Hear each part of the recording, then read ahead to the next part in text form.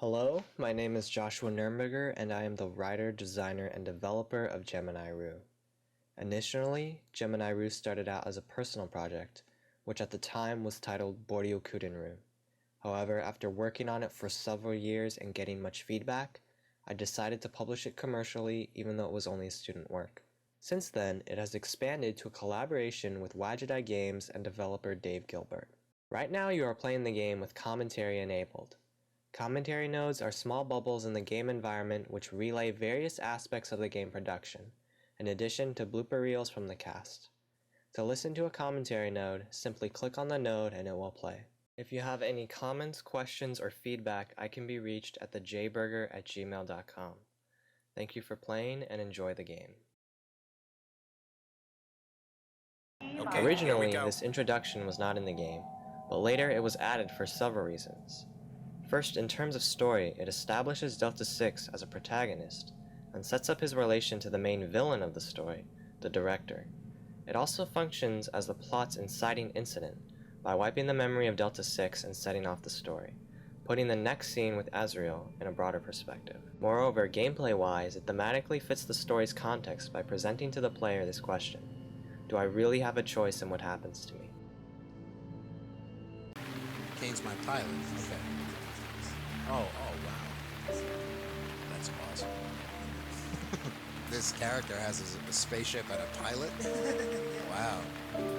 This environment started with the idea of a man, alone, waiting under a rainy awning in a desolated city. This proposes the question: why is he there? What is he waiting for? How did he get there? And so on. In answering these questions, it creates an anchor point in which to simultaneously branch off in order to create the rest of the game's narrative. Before it can be fully developed, a new gameplay mechanic must first be used by players in an introductory sense. With the kick verb, players are required to kick the terminal in Azriel's very first room. That way, players are aware that they have this capacity, and can recall this ability again when they need to use it later. Hey. Hey. Hey. Hey. Hey. One of many ways to make a game environment become more alive is by reacting to the player's actions.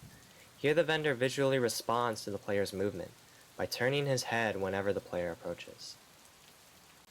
Did you finish using my car? Oh, yeah. Oh, sorry. Sorry. A little too much. Hey, did you finish using my car? Oh, yeah. You're like, oh, yeah.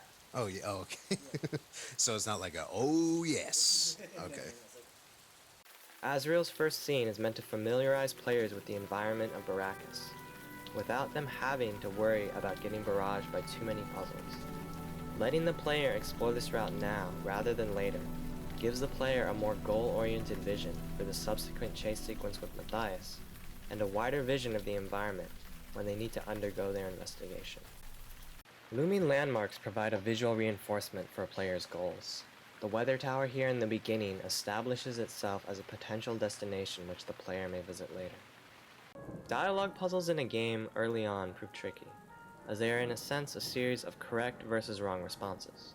As such, they have the potential to frustrate players with failure, and then cause them to quit the game before it even starts. A solution to that here is twofold.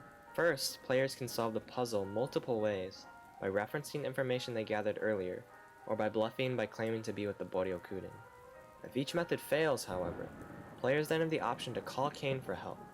In allowing the player to improvise early on, it lessens the chance that the player will become frustrated and lose incentive to keep playing. How old is this building? Old. How old are we talking? Or the Gemini War's old. Well, that's not too old. Is there something you wanted? That's my favorite part, is just annoying people, seeing how you can annoy each person. Professional annoyer. Yeah. I'm a cop, not a burglar. Not anymore, at least.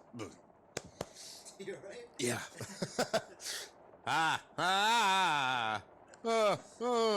Parmesan. The sliding glass door puzzle was an attempt to put a spin on the old locked door situation by utilizing a couple of different mechanics. First, the player uses an inventory item, a stick, on the door. Then the player kicks the stick in order to create a hole. Lastly, the player finally interacts with the hole to unlock the door and finally solve the puzzle. The hiding puzzle in Matthias' apartment used to have only one solution: hiding behind the door, although arbitrary it may have been. However, many players also attempted to hide outside on the fire escape. Rather than discouraging players by disallowing that, it was opted to implement the alternative solution to the puzzle in order to complement the player's logic. Let's move out. He's probably still around here. We should start combing the city. Excuse me. Had chili for lunch.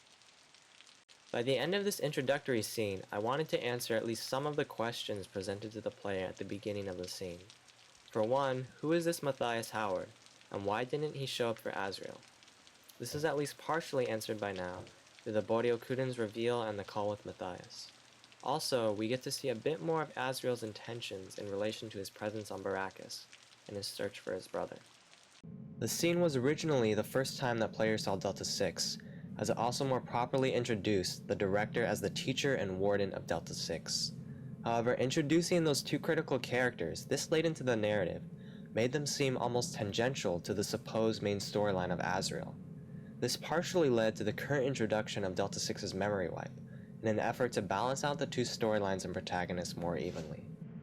The logic tests spoken of by the director were originally actual puzzles in the game.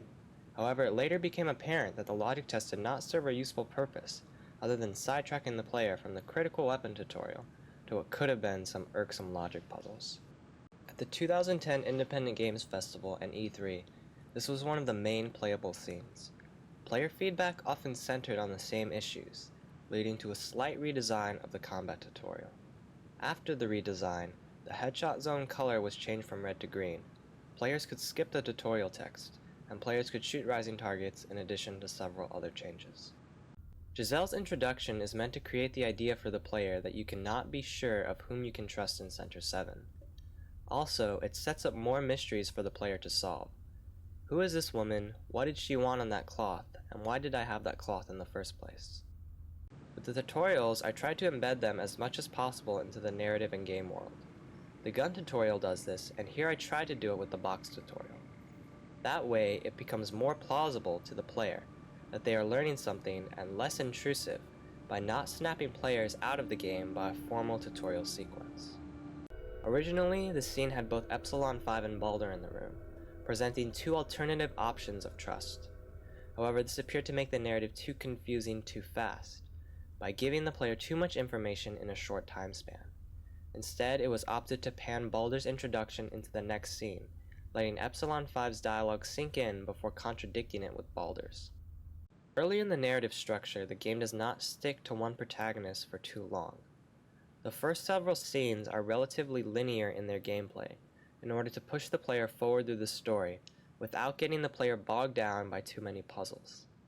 Only after the initial setup of the two protagonists and the establishment of the gameplay does the game pan out towards a more non-linear structure.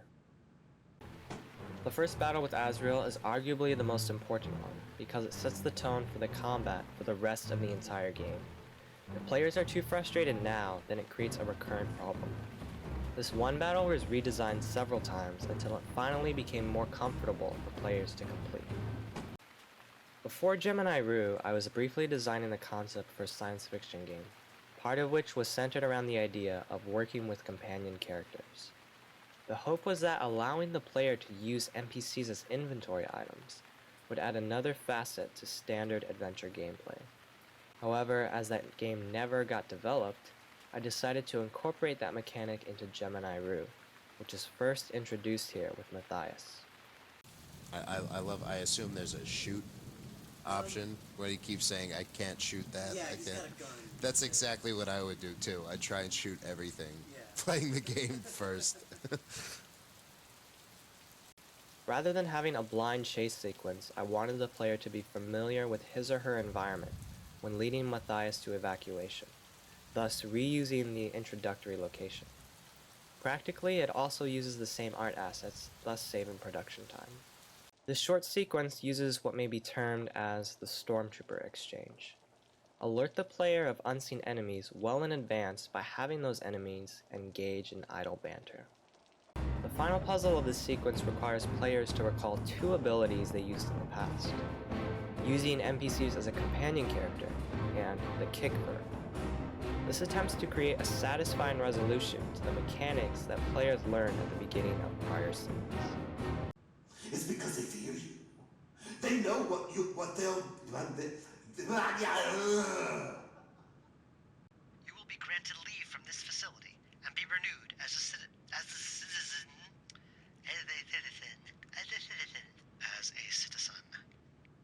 Switching characters, although now a somewhat integral part of the game, was originally not in the design. This feature was added as a solution to provide non-linear gameplay for the player, meaning that whenever players get stuck on a certain puzzle, they would not have to frustratingly linger on that puzzle. With non-linear gameplay, players are instead presented with alternative puzzles to solve, in this case via the other protagonist, Azriel. The additional puzzles provide another means for the user to continue playing without having to wait to solve one specific puzzle before continuing. A simple way to imply the progression of time in Center 7 is by removing the other cafeteria inhabitants after your meal. This simple graphical change possesses a bit of narrative power, even through just one visual frame. Not really. Did Giselle take two. Please remove all testing apparatuses and place them in the slot. Yeah. Thank you. Yeah. That's it. Sorry, I totally. Oh, it was perfect! No, okay. Sorry about that. I just peeked your mic. Okay. Setting Delta 6 as a test subject in the confines of Center 7 is practically convenient in terms of gameplay, as it allows the player to continue to be trained within the context of the world and the story. That way, each new tutorial can be embedded into the game as much as possible. Incidentally, putting each of the respective characters of Balder, Epsilon 5, and Giselle in different sections of Center 7 provides an incentive for players to then explore the environment of Center 7. It also provides a context in which to fit each of the characters' personalities and their motives. The random notes scattered throughout Center 7 are meant to function parallel to the extra ammo in Azriel's adjacent scene. They are a small, optional, and in this case narrative reward for players to seek out aside from the main quest. The high angle of Center 7's room design serves two purposes. Functionally, it allows a large amount of character roaming without the need for scaling. In terms of atmosphere, the high angle enhances the idea that someone is always looking down on the player, watching them, observing his or her every move.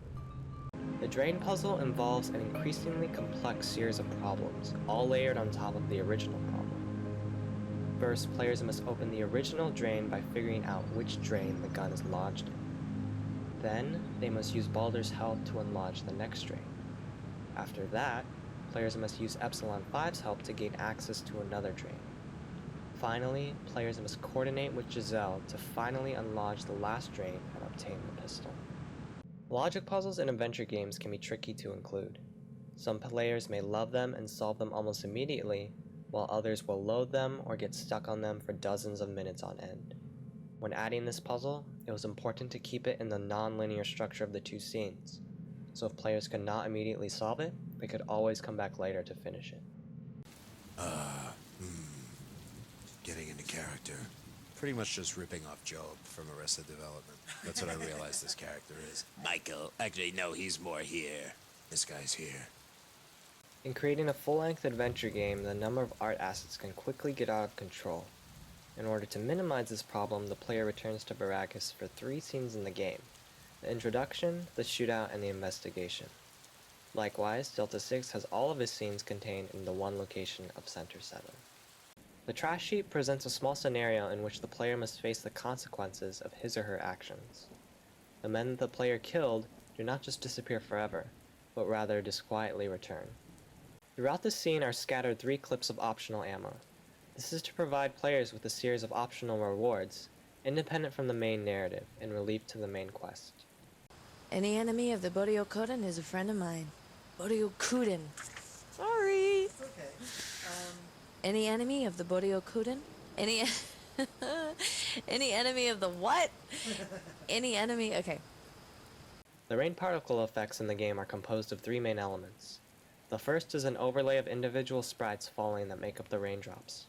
The second is a series of independent dripping animations that animate separately from each other. The third is a random scattering of white transparent pixels on any surface areas that make up the room. Turn useless pros and street thugs into assassins. Or computer hacker.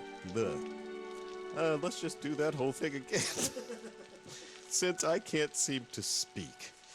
Alright. Oh, and you learned when you were 4. Yes, sometimes it doesn't stick.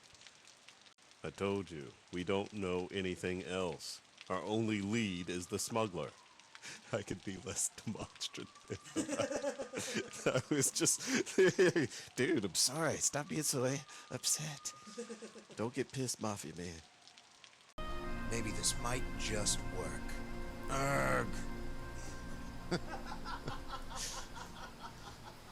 Yeah, what kind of thing is that? Urgh. It's basically trying to push something. It's like, Okay. And some of them were off-world refugees. There were some off-world refugees. The name Barry Adama. Does that mean anything to you? Admiral Adama. Do you know him? His voice is a little Adama-esque. Saul, you're the XO of this ship. This scene uses a sliding trick whose benefits are twofold. Instead of creating a new walk cycle for the character of Kenneth, the screen instead just pans to the left when he appears, saving time on production costs. Conceptually, this also works to surprise the player with the gun during the camera pan, rather than have Kenneth walk on screen. Kenneth.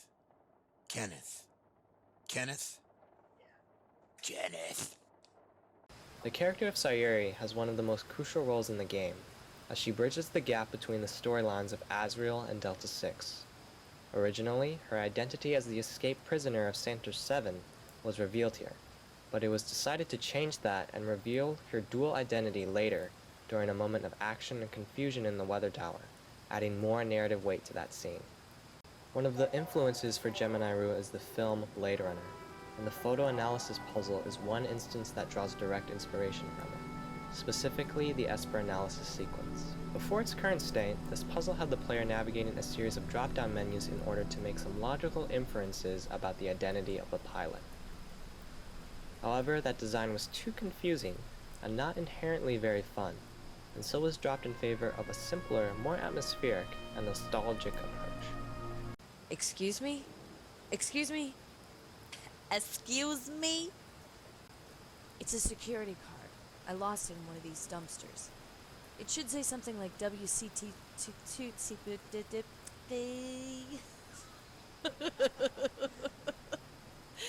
Alright. Okay. It's a security card.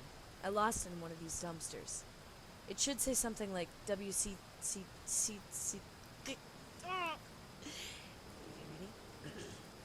It should say something like WTC2 on it. Now say WTC2 3 times really fast. WTC2, WTC2, WTC2.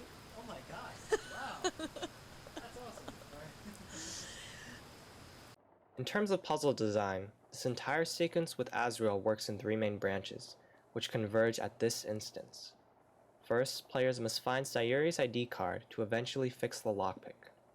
Second, players must follow a series of references to get the juice withdrawal cure.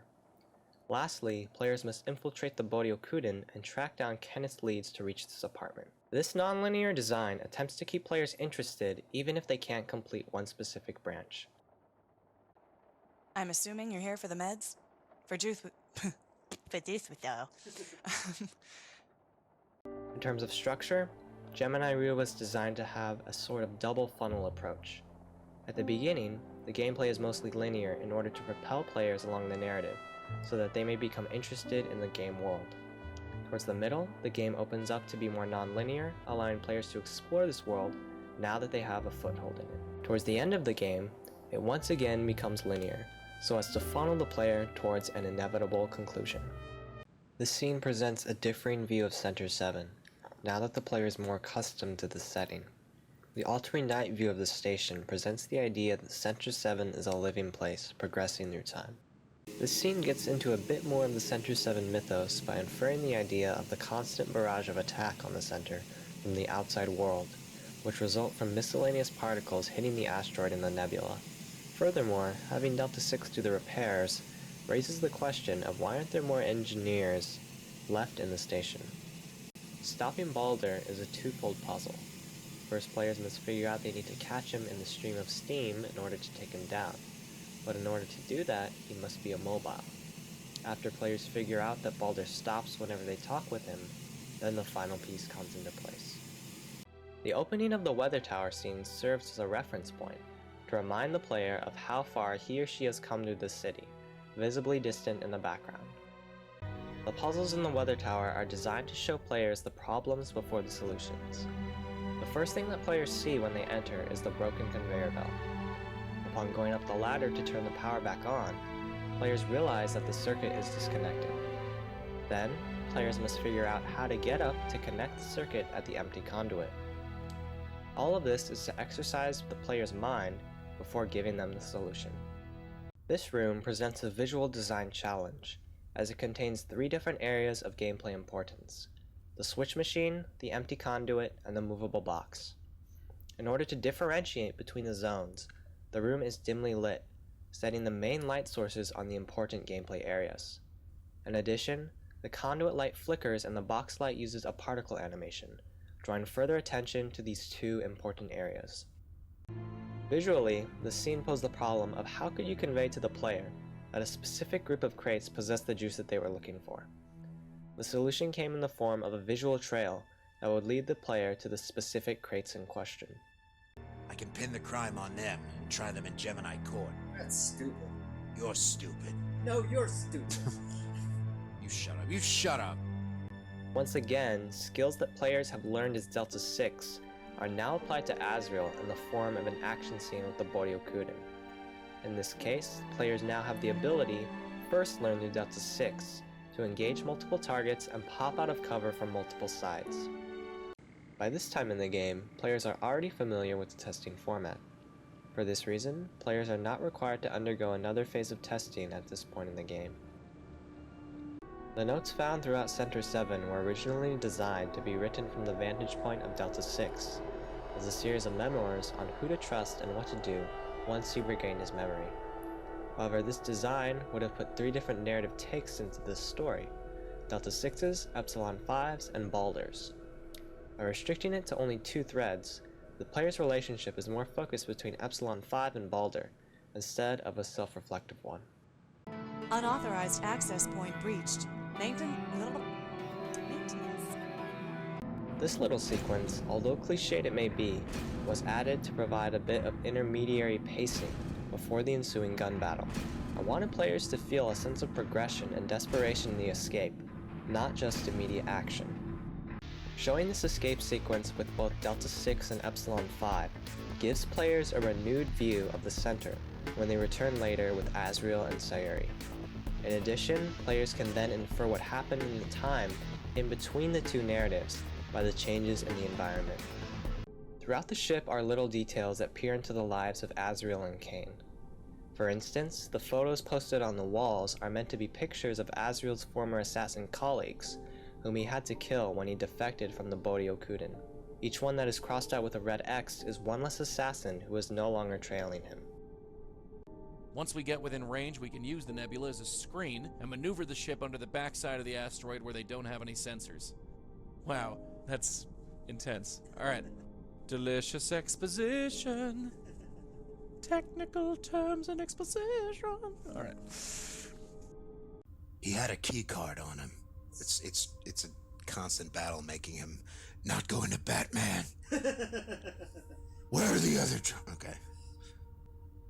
When I was here, there was a patient called Delta 6. He was the one who got me out of here. He didn't escape with you? He was shot. I had to leave him behind. What did they do to him then? I'd rather not think about it. Did he look like me? What did they do to him then? I'd rather not think about it. You will think about it. This is where they would finish the rehabilitation.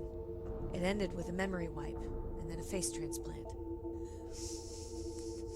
That's funny. Sorry, I don't know why that's so funny to me. I know, I realize, like, the memory wipe is such a sensitive thing for all of these characters, but a face Transplant. Oh, sorry. Sorry. I don't know why that's I know, you're right. Respect. Where's my respect? Okay. Azriel's old partner. Azriel. Cause you know why? Cause Smurfs, it's Azriel. Oh, it is. Okay. So that was stuck in my head. Okay. Where am I? Bless you. Bless you so. Thanks to the memory wipe scene in the introduction, players now know what will happen if they fail to escape the surgery chair before time runs out. However, this time the sequence also possesses the uncertainty of not knowing whether or not you can escape at all. Creating the final puzzle in an adventure game can be a tricky process.